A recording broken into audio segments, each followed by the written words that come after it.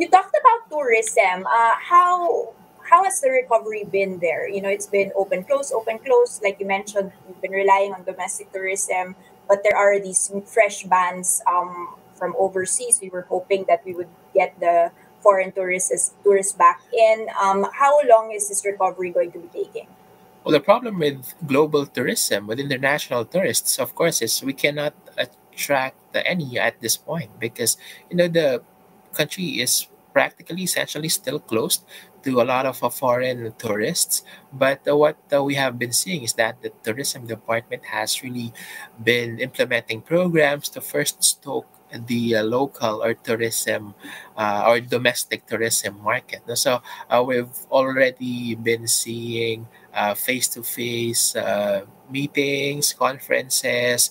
In fact, I will have my first face-to-face conference in the next 2 weeks. So it is a very pleasant surprise for the tourism market. We're starting to see MICE activities, meetings, incentives, conferences, exhibitions starting to kick in. I think it will still be a long road to recovery, especially if you want to see pre-pandemic level of tourist arrivals, probably 2023, late 2023 or early 2024. Okay. Now, speaking of tourism, you've got Mega World here. Still very excited, very ambitious, and Yes. building a huge township or residential property, but also commercial and tourist property over in Palawan. Give us an idea about how important this would be for local tourism.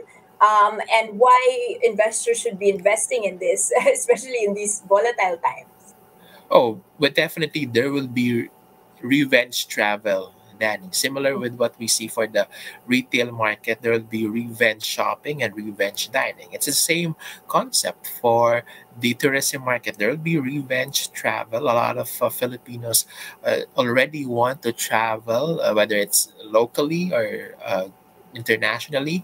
When we had our previous property market presentation, about 43% of respondents said they want to travel to Palawan, and it topped our list. Second is Boracay at 36%. So this just gives you an idea that Filipinos really are, have been wanting to travel. And if you look at data from Philippine Statistics Authority, the gross value added on leisure and recreational establishments has already seen positive territory, has already been positive. So that is a good news, meaning Filipinos are now willing to spend, and it's just only a matter of time before they really spend and binge on all these travel expenditures.